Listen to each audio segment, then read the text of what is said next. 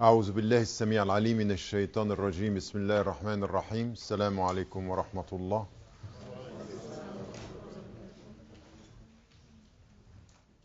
I hope you are okay. As I told you, I don't know about his halal.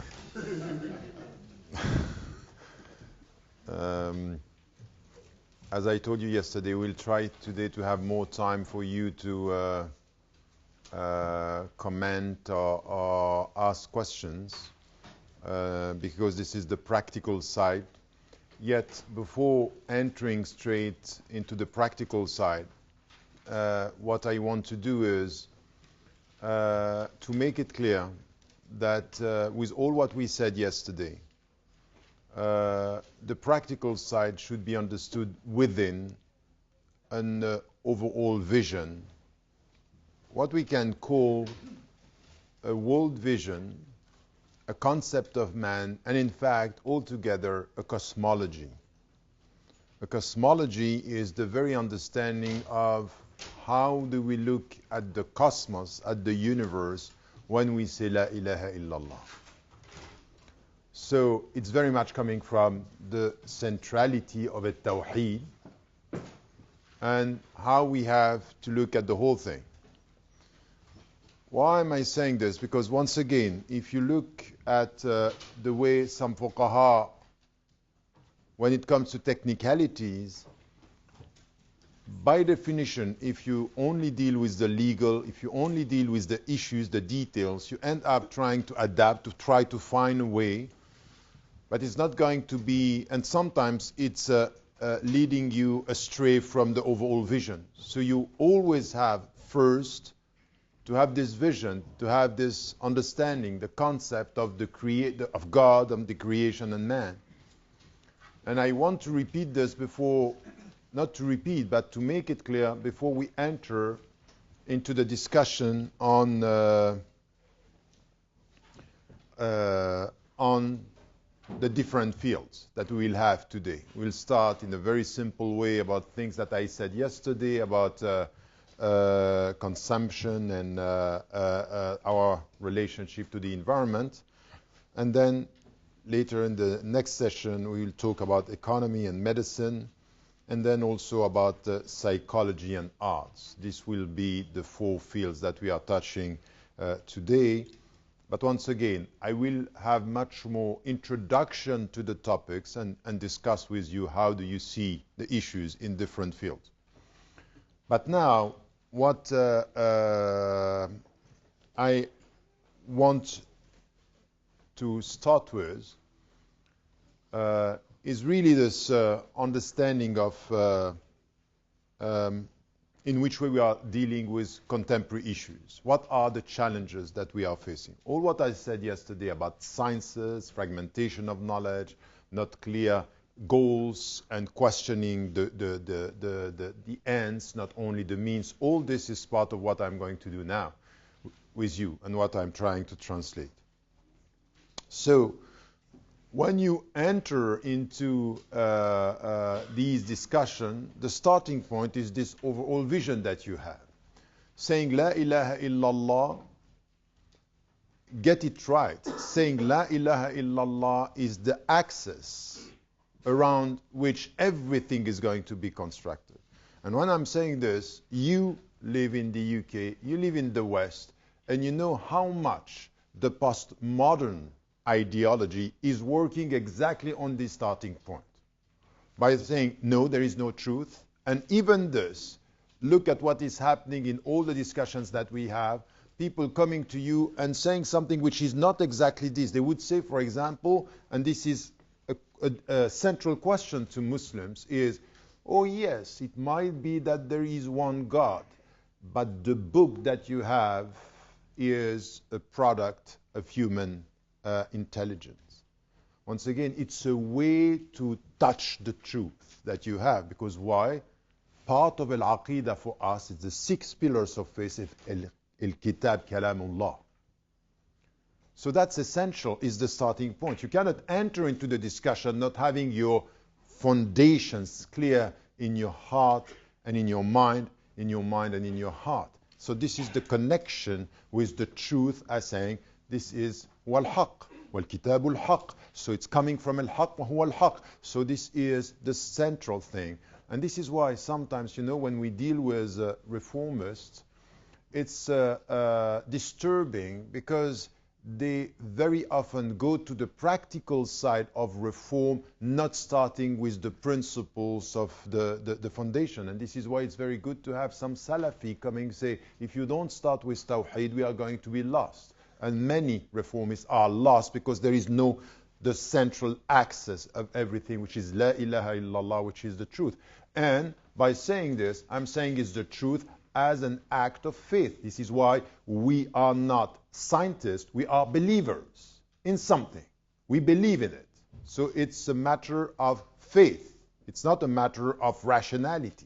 So anyone who is coming to you in rational terms, like in the debate I had in Cambridge with Dawkins saying, this is not scientific, the fact that scientifically he cannot say there is God or no God is putting him exactly on the same side of postulates. What in the philosophy is postulates is in Islam an act of faith. There is one God, this is what I believe. And you have no scientific means to prove that I'm wrong. As much as I don't have scientific means to prove that you are right or wrong. We don't have this. So it's an act of faith. So this is where we need to start with this. And this is the starting point of your cosmology. It's the way you look at the world and everything is going to be built. Now that you may have some doubt sometimes, that's jihad in nafs. That's your jihad, the jihad of faith. It happened even in the time of the Prophet, peace be upon him, that some are asking questions. That's normal. This is not a scientific discussion. It's a spiritual discussion that you have with your own heart and with your own mind. And don't avoid this. Don't make it as to pretend to be a good Muslim. I'm not doubting. No, sometimes you doubt yourself and sometimes you are questioning. So the jihad with your heart is to go to getting this confidence and this trust that he is the truth and on him you rely. That's a permanent struggle, and especially when you live in the West, don't pretend that questions are not coming to your mind. Don't. But it's the way you tackle them which is essential, not the way you avoid them, which is smart. It's not smart to avoid questions. It's not. But it's the way you tackle them. Having said that, at the starting point, meaning Tawheed means what? It means something that it's straight away. Straight away.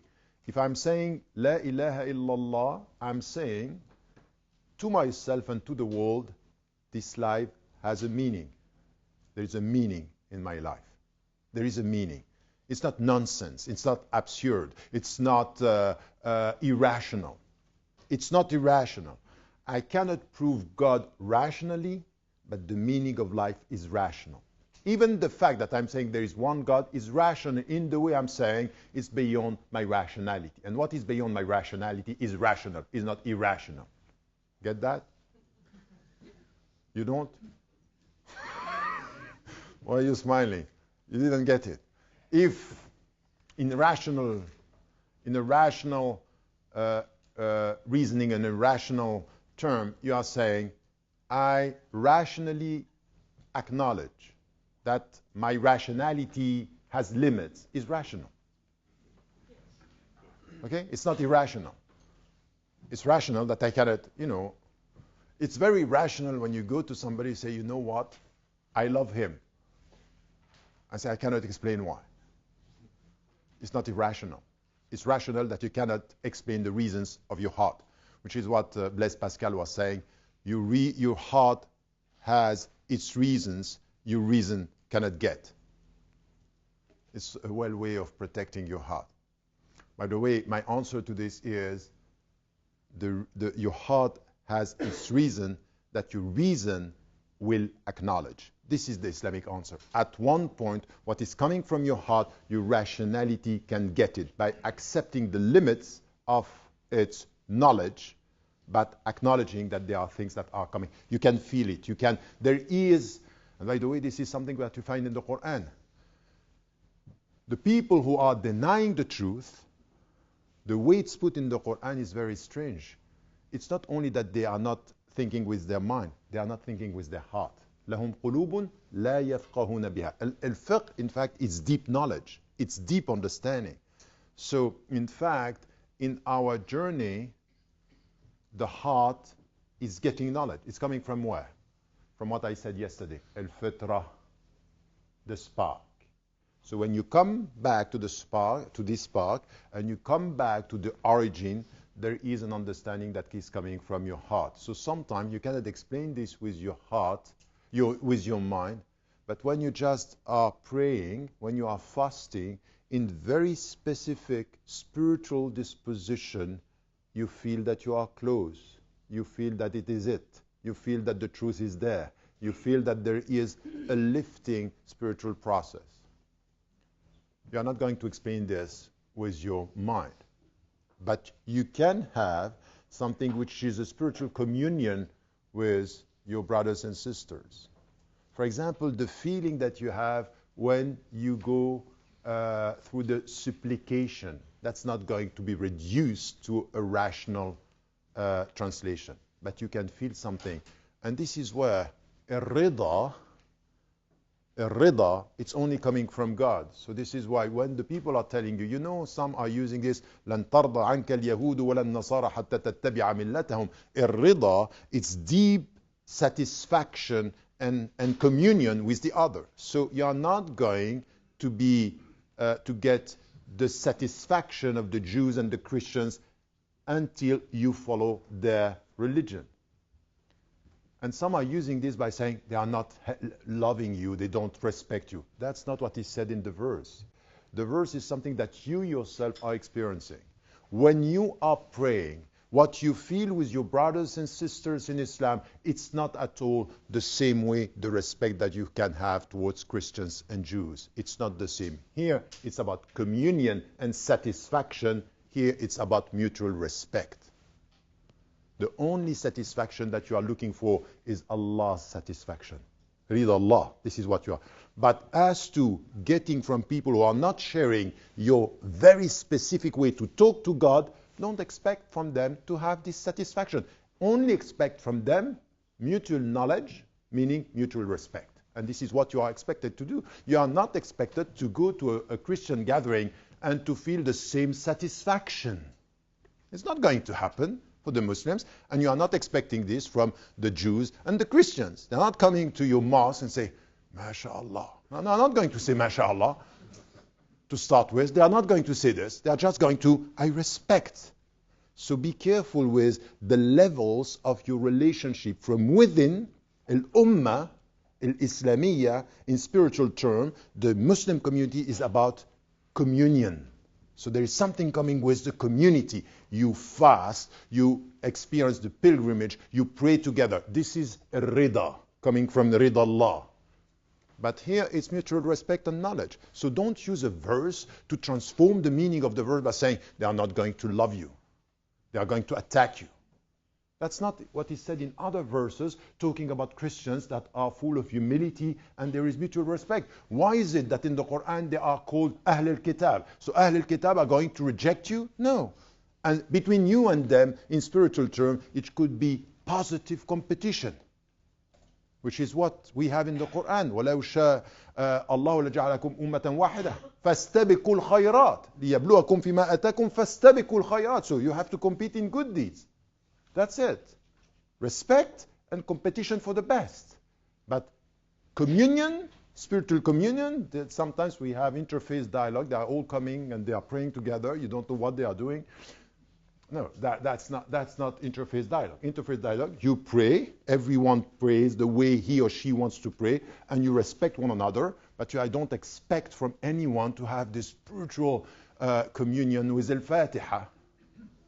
And you with, anyway, you understand what I mean. But that's an important point, is the way some are distorting the very deep understanding of a verse to make it something which is a weapon against the others. which is not exactly what is in the verse here. It's deeper than that. Having said that, when I come to Al-Tawheed, it says your life has a meaning. And the meaning is exactly what we say when somebody passes away. Inna lillahi wa inna ilayhi raji'un. I belong to him. I come from him. He is the source. I'm going back to him. Between this, I'm accountable. I'm a Khalifa. So he has the ownership of everything, even my body. And the Prophet was always saying, the one who has his soul in his hands, and this is a metaphor by saying, I belong to him, by the one who has, or to whom my soul belongs. So this point here is the starting point of a vision of the world, which is not only your life has a meaning, but the world, the creation, has a meaning.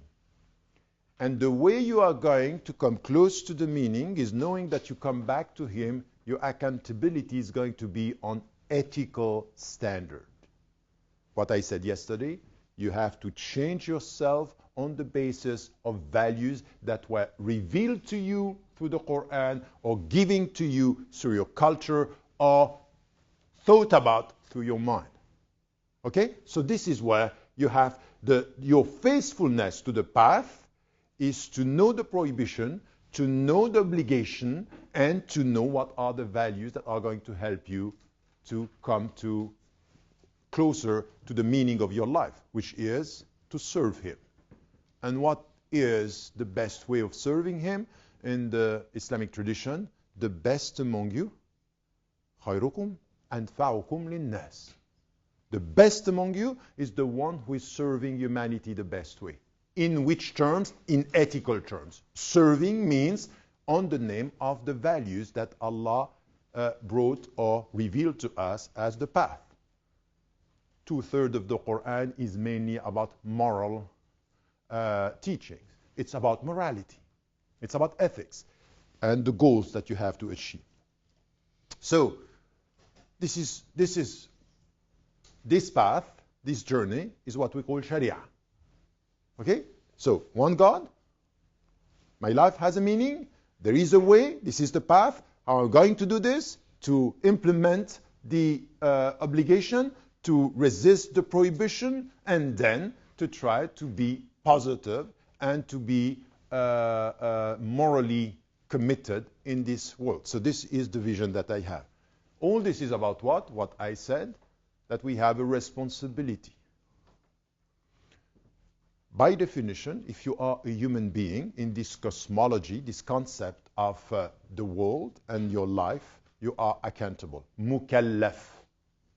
Mukallaf means every one of you one day is going to be asked, what have you done with your mind? What have you done with your body? What have you done with your time? What have you done with your health? What have you done with your neighbor? What have you done with your society? What have you done in every single thing? So which is the very understanding. You remember this companion who just converted to Islam, and the Prophet ﷺ asked the companions that teach him the Quran, and he came to 2 verses. وَمَنْ يَعْمَلْ مِثْقَالَ ذَرَّةٍ خَيْرًا يَرَى وَمَنْ يَعْمَلْ مِثْقَالَ شَرًّا يَرَى. So the one who is going to do an atom of good will see it. An atom of bad will see it. That's okay. I get that. I get that. This is the meaning of ihsan. Allahumma ja'alna nakhshaka ka'anna narak. Make us fear you, love you, as if we were seeing you, which is the highest level of ihsan. Which means what? Everything, it's about accountability. So everything, the way you are dealing with yourself, with your neighbor, with nature, with the environment, everything. Not, because, by the way, what we are saying here, it's very heavy. It's very heavy. And this came to the Prophet very, very, very soon. إِنَّا سَنُلْقِي عَلَيْكَ قَوْلًا ثَقِيلًا. We are going to bestow on you very heavy words. Your responsibility. He is Ar-Rahman first, Bismillahir Rahmanir Rahim. Every single chapter except one. Bismillahir Rahmanir Rahim. I start with God, in the name of God, the merciful, the most merciful, telling you are going to be unjust. You are going to be wrong. You are going to fail. You are going to try to be good, and you are going to succeed only, not because Allah is al-adl, because He's just, because He's ar-Rahman.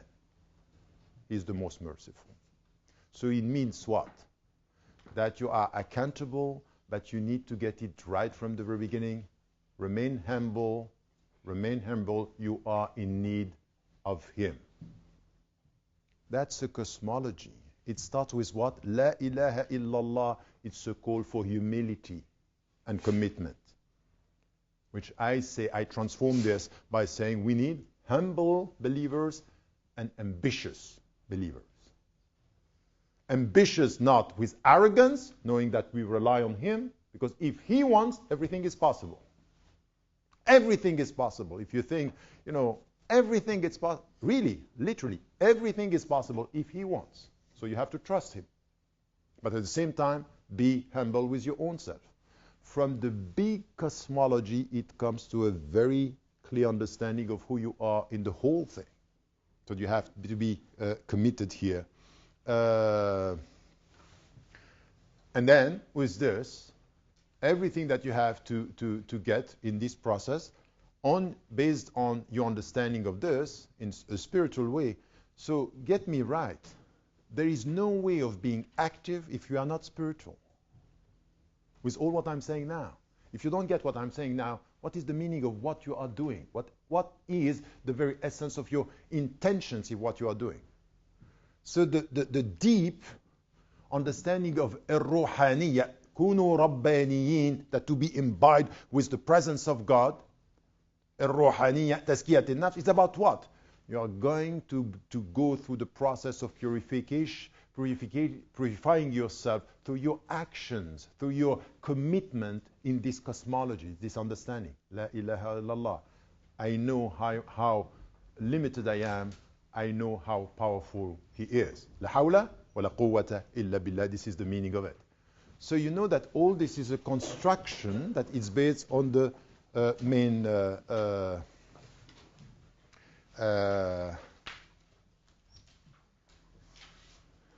in the main sources. And as I said, your goals are coming from there. And in every field, in every action, there should be a moral goal. And in fact, this is the way I would try to find in Arabic a translation. I'm saying this in the book. Do you have a translation in Arabic of spirituality? You don't. There is not a word that is translated what you have in English as spirituality. There are 3 words in Arabic. The first one is tazkiyah, purification. You have all this in the glossary. Tazkiyat an-nafs, purification of the self. Rabbani, Rabbaniyun, meaning being imbibed with Allah, God's presence. Kunu Rabbaniyin, as it is said in the Quran. And then Ruhani, which is to make the ruh in yourself being alive. But Ruhaniyat is not exactly spirituality here. And what is important in the Islamic understanding of this, it means there are 2 things that are going to protect what we call in English spirituality, and it's tazkiyat an-nafs. No way in Islam to be able to go through a purification of the self if on the path you are not implementing in your life the pillars of the visible side of Islam. In fact, no spirituality without religion, which is exactly the opposite of what you hear today. Be spiritual and forget about praying, forget about discipline, which is, once again, rubbish. Give me one spirituality, one teaching that is coming from all the spiritualities around the world, from Hinduism to Buddhism to Judaism, Christianity and Islam, and whatever which is not based on discipline is the starting point of a spiritual life. While you pray, while you fast, this is to be disciplined. I always repeat my own experience with the Dalai Lama when I was in India, waking up at 4 o'clock in the morning, repeating the text and being very disciplined. People like him because during the day he smiles and say everything is easy. But during the night he is reciting. He has a discipline. And in our world today, it's very important not to come with a spirituality which is the opposite of this efficient life that we have with our work and under pressure. It's as if spirituality is the opposite of a stressful life. No. Spirituality has to do with disciplined life, whatever is stressful, your daily life. This is a way if you look at the whole thing. This is the starting point of how you are going to be committed here. And as I said, you are accountable. Now, this is also saying something about the way you have to deal with where lies the authority in your understanding of this cosmology. Of course, the final authority in everything which has to do with Islam, Arkan al-Islam, or Arkan al-Iman, or al-Aqidah, it's coming from God. And that is to be repeated. You know, can I ask you something? For all of you who are trying to be good Muslims, as we are all trying to be. You know what? In your life, instead of when you are demonstrating to go out and say, Allahu Akbar, and sometimes you have to say to people, please stop transforming Allahu Akbar into a political or a shouting slogan. In your life, whatever you are facing, whatever when you are facing any difficulty, just in you, Allahu Akbar. Just get it. Allahu Akbar. Meaning whatever are the plan, whatever thing, Allahu Akbar. Wallahu a'lam. You know, every time you write a fatwa, Allahu a'lam not goes best on many things. Which is, this is the way you look at the world. He's bigger than everything. He's higher than everything. That's deep. That's not just to shout at the people, whatever you do to us, Allahu Akbar, and you use it as a political slogan that sometimes by people here is completely misunderstood. I keep on repeating to people what was said to me. I said, these Muslims, they go for Palestine, they go in the street, Allahu Akbar, they are demonstrating in front of people of other faiths, and they think that they are going to be understood. When the people listening to them is, Allahu Akbar means kill them all. That's the way it's understood. Why are you saying this like that? Allahu Akbar is too much a deep message to be put in a situation where it's misunderstood. Like now, it is understood that all these extremists are using Allahu Akbar and say, he said Allahu Akbar. So he meaning that was a violent extremist Muslim. Okay, let me come quickly to the authority here, that in all this, within this cosmology, the final authority, or the first authority in everything that has to do with the moral teaching, the understanding of the world, the ownership of the world, the ownership of your being, what you are trying to do is God. And then you also have to look at the world the way it is, and he told us, Sunnat Allah. La tabdila fi sunnatillah. He's saying this word, it's at your disposal, and this word has an authority on you. And the authority on you is that it's a revelation as well.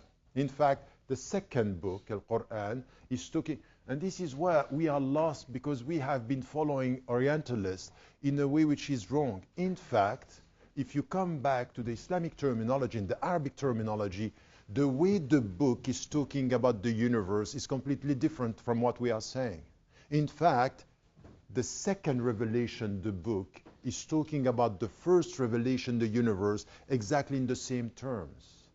In fact, the universe has to be read, and what you find in the universe are ayat, signs, which in fact is the very word of ayat in the Quran, not verses. The English translation of ayat is not verses. This is coming from the Bible, versification. This is why we speak about verse. But in fact, it's a mirroring reality. سَنُرِيهِمْ آيَاتِنَا فِي الْآفَاقِ وَفِي أَنفُسِهِمْ through وهذا من القرآن مليء بالآيات. So it's ayat everywhere. So it's a cosmology. This is what you find in the deepest Hindu and Buddhist tradition, saying the microcosm and the macrocosm are mirroring. That's exactly what you have in the Islam. But if we are coming with ayat here, verses here, and ayat there, you are participating to something which is called the disenchantment of the world. It cannot be so. When the people are saying, Dawkins was looking at me once and say, you still believe in angels? Yes, my dear. So it's as if, scientific mind cannot think that angels... Yes, when I enter home, my cosmology is coming with me within that home and says, Salamu alaykum wa rahmatullah. It seems that nobody is there and still there is a presence. Get it or not, it's not rational, but it's not irrational. But you understand what I mean? It's everywhere. And this is something which is your commitment, is why when apparently there is nobody, there is still something that's coming from you. So your authority is also coming from the book, and then the way you are going to deal with the authority of the world that you have to study. Siru fil ard wanzuru. So you have to travel around the world and look at things. You have to take from history, you have to take from the natural law, you have to take from history, you have to take from cultures, you have to learn. So there is an authority here in your learning. This is why وَجَعَلْنَاكُمْ شُعُوبًا وَقَبَائِلَ لِتَعَرَفُوا. We made you tribes and nations for you to know each other, meaning what? You have to learn from others. So this is why he wanted from the very beginning this diversity. To the point that he's saying the authority of diversity in your mind is that if there were no diversity in the world would have been corrupt. وَلَوْلَا دَفْعُ اللَّهِ النَّاسِ بَعْضَهُمْ بِبَعْضٍ لَفَسَدَتِ الْأَرْضِ. And in another verse, لَهُدِّمَتْ صَوَامِعُ وَبِيَعٌ وَصَلَوَاتٌ وَمَسَاجِدُ يُذْكَرُ فِيهَا اسْمُ اللَّهِ كَثِيرًا. So even if the same verse is saying that even religions would have been destroyed. So the point for us is to get this, that there is an authority. So this is why I remember, once again, my father, rahimahullah, once he told me this like this, in between two doors, he said, you know what? There is no tolerance in Islam. I said, what? Sorry? There is no tolerance? And then I came back to him, and he explained to me and said, no, tolerance is not enough. And then I started studying and say, that's exactly the point. You don't come to somebody and say, you know what? I tolerate you. I suffer your presence. Which is tolerant. Toleration means this. I suffer, and I am in a position of authority. Might be that, there is a... So this is why the treatise of tolerance coming from the Western tradition is to be understood in such a way. But in Islam, if this is God's will, you have only one thing to do, to accept and to respect. And then you respect the other, you don't tolerate them. So it means it's another vision. So you have to deal. Pluralism has an authority on you. Diversity is God's will.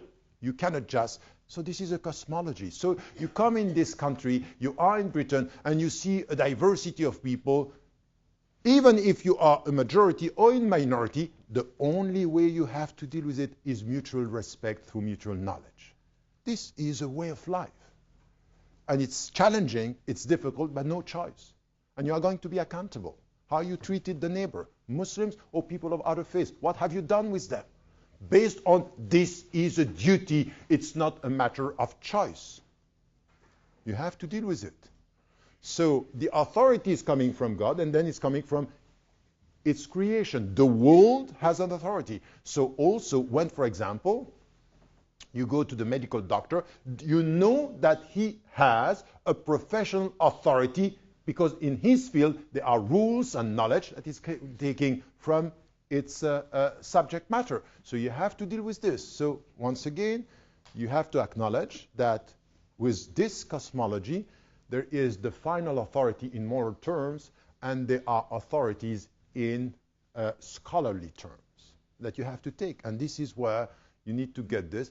And you don't need to put Islamic everywhere, but any authority coming from the understanding of the world is per se Islamic. Why are you so obsessed with putting Islamic everywhere? Yes, it's Islamic for a medical doctor to understand how the body works. Because the body is Allah's creation, isn't it? So we don't have to put Islamic everywhere because, in fact, it's just showing how we are experiencing an inferiority complex. We are so scared of not being enough Islamic that we put Islamic everywhere in our slogans. So here, this authority, it's important also. And with this Allah, At-Tawheed, the moral authority that is coming from the scriptural sources, our rationality, our way of dealing with the two texts, the two revelations, and then at the same time trying here to understand that we have to do what with all this, what I said yesterday, reform the self and reform the world. And here there is something which is essential. Many of the Muslims around the world, when they are speaking about Jews, and by the way, let us start this clearly. Anti-Semitism is anti-Islamic. To be against the state of Israel and its policy, that's the only right way to be. That's it. But it has nothing to do with anti-Semitism. Even if, we have, you heard about Bernard-Henri Lévy, the one who was liberating Libya because he loved them so much. It's telling us that it has nothing to do with Israeli policy. Anyway, he just wrote a book about the spirit of Judaism, and he's saying, the new type of anti-Semitism is anti-Zionist. So if you criticize Israel, it means that deep down you are anti-Semite. We don't buy this, and we have to struggle against this by saying anti-Semitism is unacceptable. Many scholars are saying, and they are repeating something which is old, is that there is something in Judaism which is based on the chosen people. And some, yes, in the Orthodox tradition are speaking about we are the chosen people. And if you come in the Quran, فَضَّلَكُمْ عَلَى الْعَالَمِينَ Bani Israel. You have been chosen. It's in the Quran. So it might be that they are repeating what is in the Quran. Now you come to some Muslims, and what are they saying? They are saying, look at them, they think that they are the chosen people. And in the Quran, yes, but this was in the past. Who are the chosen people today? Us. Of course. And we have the proof. Which is كنتم خير أمة أخرجت للناس تأمرون بالمعروف وتنهون عن المنكر وتؤمنون بالله. كنتم خير أمة. You are the best community. So, and what you are criticizing there, you are repeating it for yourself, which in fact is completely wrong.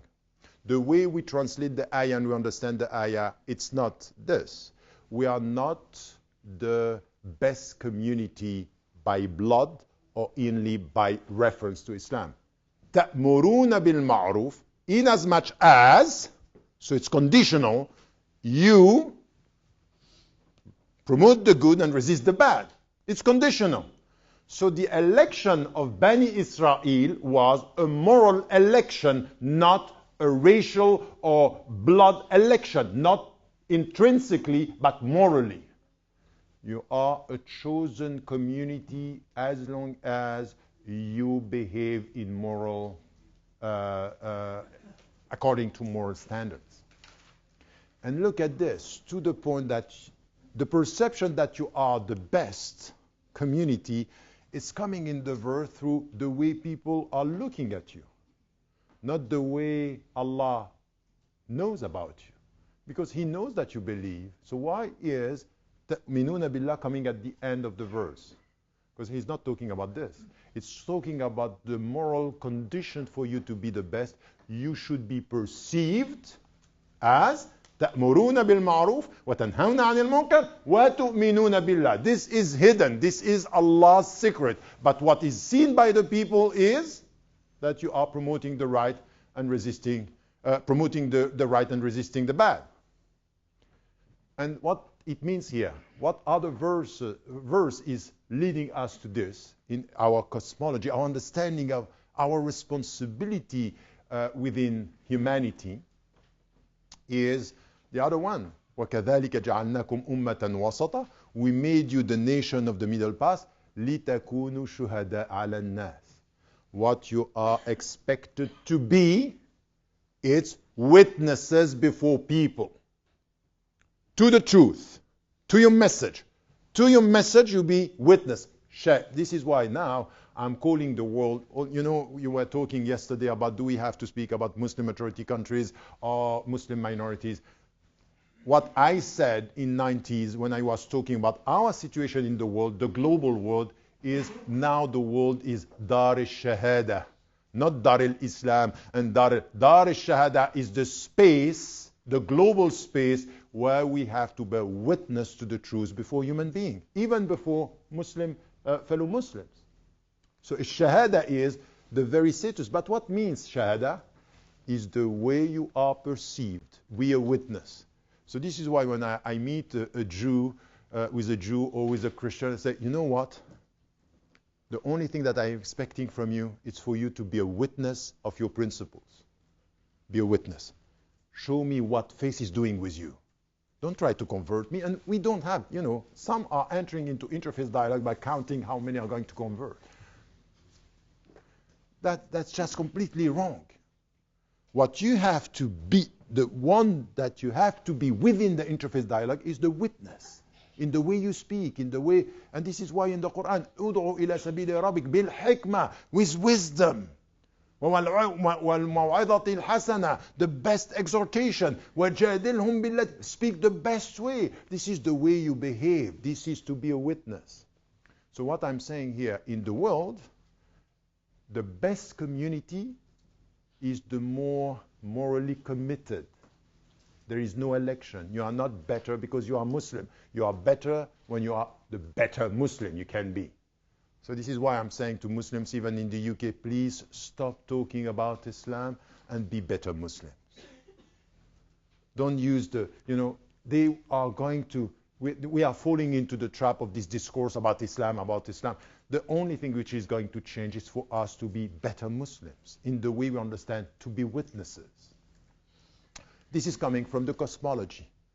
I want you to understand that everything is connected in the big picture here before we come to the practical thing, and the practical thing should be dealt with. When did I? Oh, okay, that's good. I'm in my time. So it's conditional. Now, last thing that you have within this cosmology, which is important, is many things came from Al-Quran Al-Kareem. Many things that we have are in the Hadith. And still, there is a space here which you have to get it, because very often when we speak about Islam, as I said yesterday, it's about submission and everything.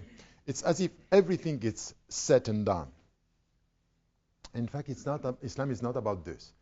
The moral orientation is there. The principles are there. Your accountability is known. What you have to do and what you have to be in the world as witnesses is known. The goals are known. And still, there is something that you have which is special in the universe, which is going to be translated by the word that we know, and we very often use it in a very defensive or only legal dimension, because the fuqaha took it and created it, and it's a problem. It's a very important notion, which you have to take time to deal with it, which is now the 15th notion that I have been studying here. I counted them yesterday, so 15.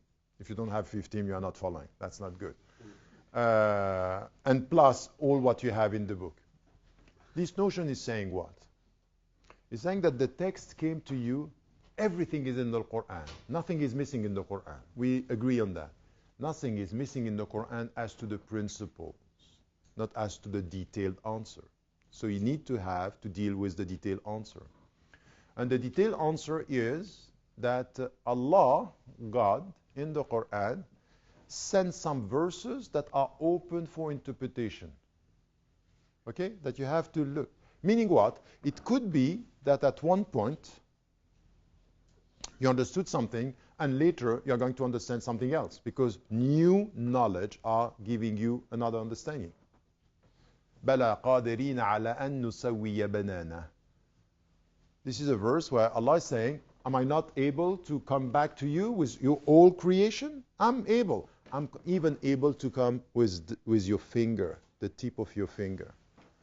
In the 7th century, the tip of the finger meant it's small. He can come with this.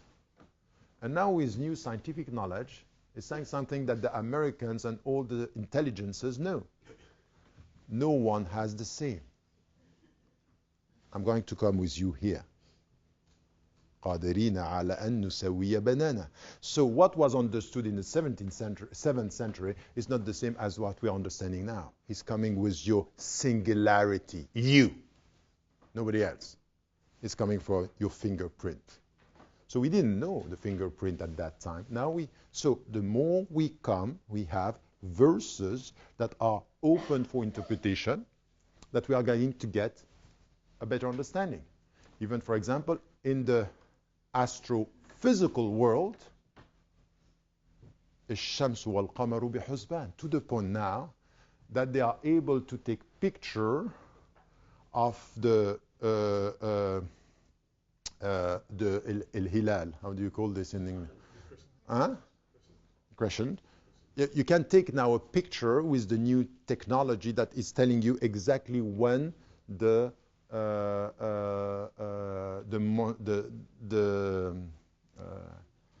month is starting. I know that there is a big discussion among scholars. Should it be with our eyes or could it be with technology? But now we know that this is الشمس والقمر بحسبان means very, very precise calculation. بحسبان, the morphology of the word here, it's very precise. And we know that it's true now. So we are discovering. So the Quran is open for interpretation in some of the verses. Some of the verses are talking about the world, but also some of the verses are open for interpretation when it comes to rulings. So it's open. And on some very specific issues, the Quran is silent. And the hadith of the Prophet ﷺ is saying, وَسَكَتَ عَنْ أَشْيَاءَ رَحْمَةً بِكُمْ بِغَيْرِ نِسْيَانٍ. He kept quiet on some issues, not out of forgetfulness, but out of mercy. My silence is your freedom. This is what Allah is telling us. His silence is going to be our freedom. But be careful. Our freedom was understood by the scholars. It came also in the legal field by what the Maliki were talking about by saying al-masalih al-mursala. So it's the public interest left to human beings by the silence that is coming from God. And very often al-masalih al-mursala is defined by scholars, the fuqaha, in English, unrestrictive. Public, unrestricted. And I think that this is wrong. It's not unrestricted. There is no legal frame, but there is an ethical orientation. So in fact, you have to come back in Islam when you are trying to find the right fatwa to understand the moral orientation. There is nothing left in our book with no moral orientation. So you need to get the final goal, which is the ethical goal, and then you are going to find the legal. But you need to have an ethical orientation. Everything is about ethical orientation. Everything in the Quran is telling us about all the ethical orientation, but he's not giving us the legal framework, how we are going to translate. This work that you have to do from the ethical teaching, the morality that you find in the Quran, or the rules that you find in the world, to try to respect the world in an ethical way. What is it called? It's called ijtihad. Ijtihad. This notion is central. And this is where when you have this cosmological understanding, you understand that ijtihad is the way you are going to use your reasoning, your mind, in getting the goals, not only in the legal. The fuqaha took ijtihad as a legal instrument. That's fine. But ijtihad is bigger than that. Ijtihad is about how are you going to make the legal part of the path. So ijtihad is how am I going to remain faithful to Allah's teachings on the past using my mind, my heart, and all the knowledges. So there is ijtihad everywhere. So it's not only ijtihad with the texts, it's ijtihad with the environment, and it's ijtihad on all the sciences. If we reduce ijtihad into the legal, you know what you are going to do? Exactly what I was criticizing in radical reform by saying if ijtihad is a legal mean, you are reducing ijtihad to something which is an adaptational tool to the world, which is exactly what jurisprudence is all about. The world is changing, and then you come with an ijtihad trying to find the new rules or legal framework because the world is changing, which is not ijtihad that we are talking about. El-khilafa fil ard means a bigger, deeper, wider ijtihad. How am I going to rely on the sources, know my responsibility, and try to achieve the goal? So it's not about adapting, it's about changing, transforming, and getting the final goals. So ijtihad is huge. It's a philosophical concept. It's a philosophical concept. It's a scientific concept, and it's a legal concept.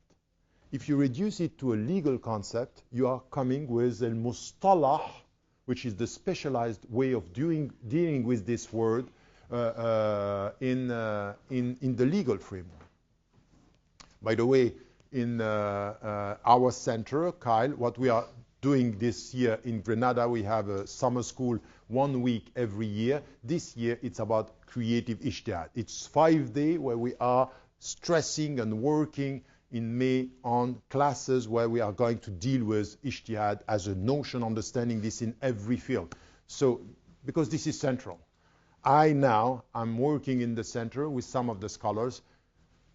We have the same, vision that we have to move, and then we came to the discussion on ijtihad. We realized we don't have the same, so we had a critical discussion within, and it's critical here to have this. But what I want you to understand is this: why? Because in every field that we are going to work, if you don't put ijtihad within the overall understanding, you are reducing it here in something which is a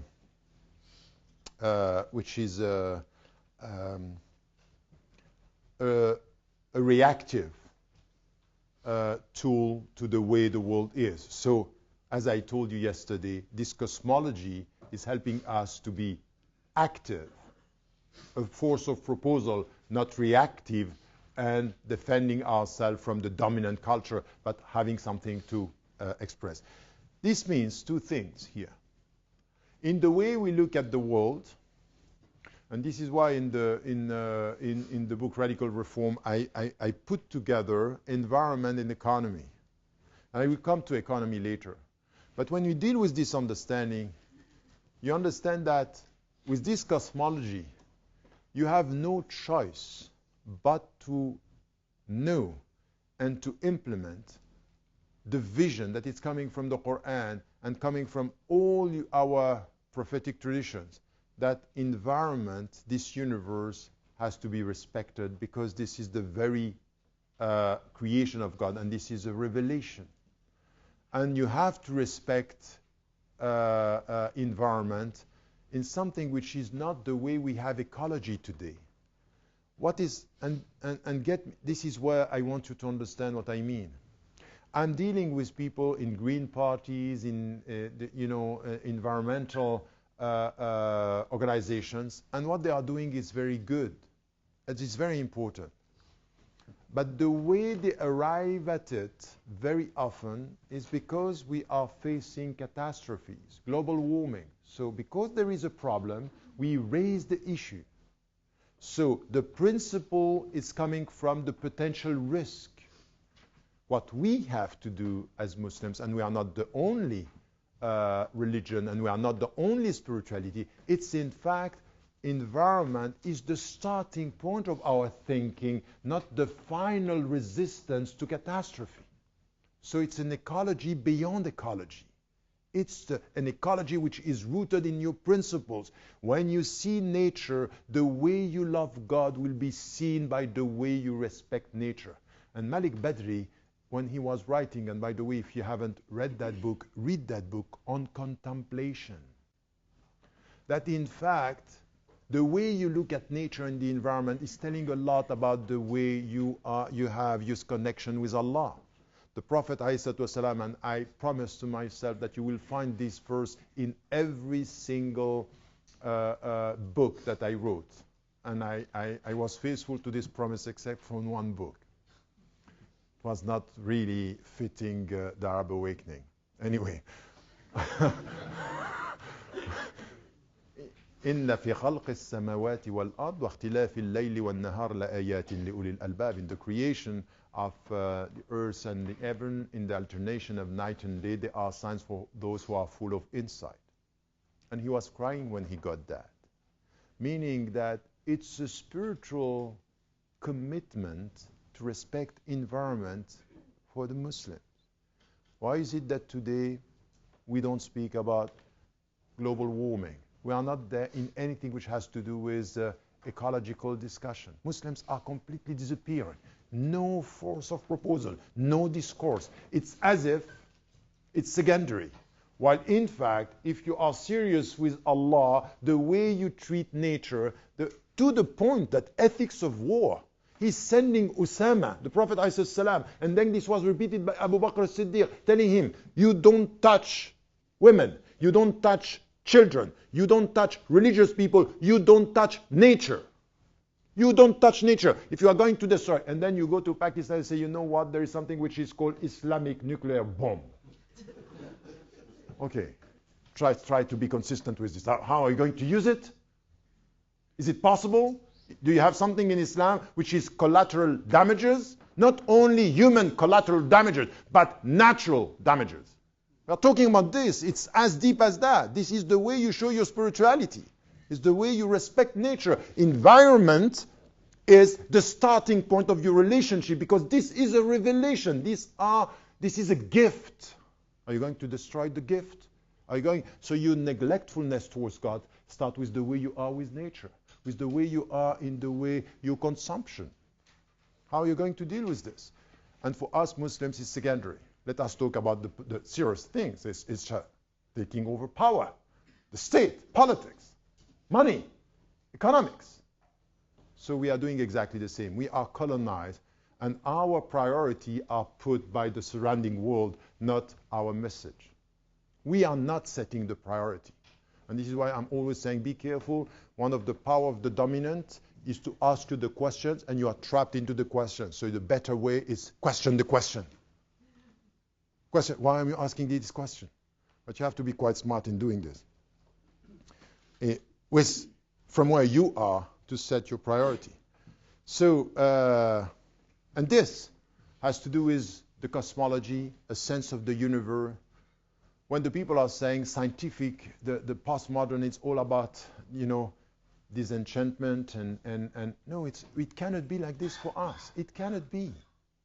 Wherever you go, I was just coming and I was looking at the beautiful landscape.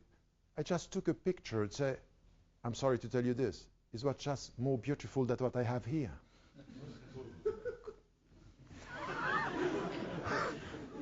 I'm talking about the venue. But sometimes you are caught with things. It's just you just when you are neglectful. Why do you? When I was in northern Mali, I was with the Tuareg. Some were Muslims and others, waking up just before sunrise, And the way they were praying, waiting for the sun to come and touching the sand. You know, this relationship to nature, is this not the spiritual things that we are talking about in your daily life? We live in the UK. What is your relationship to nature? What is your relationship to environment? What is your relationship with the other revelation, which is as important as the second revelation, which is the world, which is the environment? Don't we have to be at the forefront of this concern about you are destroying God's gifts? Is it not essential? And not with what we have in mind sometimes. It's a good way to be accepted by the people. They will like it. Because some of the people are inviting you and they want you to be liked by the non-Muslims. No, I'm talking about our priority here. Because when you come with this, you will see that in all the fields, this is the relationship you have with the universe that is going to have an impact. In all the fields, in medicine, in psychology, in art, in all the fields. Tell me how you deal with nature, with the universe. I will see how you deal with science, how you deal with psychology, how you deal with economics, how you deal with politics. It's there. The starting point is there. Tell me how you deal with the principles. I will know how you deal with the details. At the end of the day, political power is more a detail than thanking God through the way you deal with the creation and yourself. If you are really spiritual, if you are really committed. So this also, it's important to the point, and I will end with this, that this has an impact on consumption. Because what I have been saying now is that Allah, and what we are saying here, is be careful. He gave you all this to respect the being of nature, not to transform nature into havings. The capitalist system is transforming everything into havings. It's yours, take it. No, it's a being. There is an essence in it. So the very essence of conception here has to do with the way you define the universe around. If it's only matters or materialism, you can't transform this into havings. And then it's your authority. No. If there is a being over there, if there are signs over there, the way you are going to deal with it is be careful. It's life. Animals. Nature, it's life, it's being. It's not only havings. It's not because you have the intelligence that you can transform the beings created by God into havings destroyed by your intelligence and your arrogance and to spread the corruption which was mentioned in the Quran from the very beginning. It's because you look at the world as your property and not with fellow beings and life around that you are going to end into this, which is what? What am I talking about here? It's what we call disenchantment. It's rationalism. It's materialism. Materialism is a very deep ideology. And the problem is when Muslims are talking about their spiritual life in very materialistic way. This is what? This is shirk. And this is not khafi. It's very visible. Okay? So this is the starting point. So this is I want to start the practical discussion with this. It's very practical what I'm saying. It's in your daily life. It's the way you deal with everything. It's the way you look at things. It's the way you look at people. Because at the end, if the legal and the power is essential, you look at somebody, you see that he or she is doing wrong, and you end up reducing him or her to what he does or not, and not who he is. That's exactly the same logic. It's the same. It's the way you look at things that we need also to come to this understanding. So I'll stop here for the first part, questions, and then I promise in the next sessions there will be a shorter introduction, but I wanted to start with this one, which is essential. And once again, it's very practical.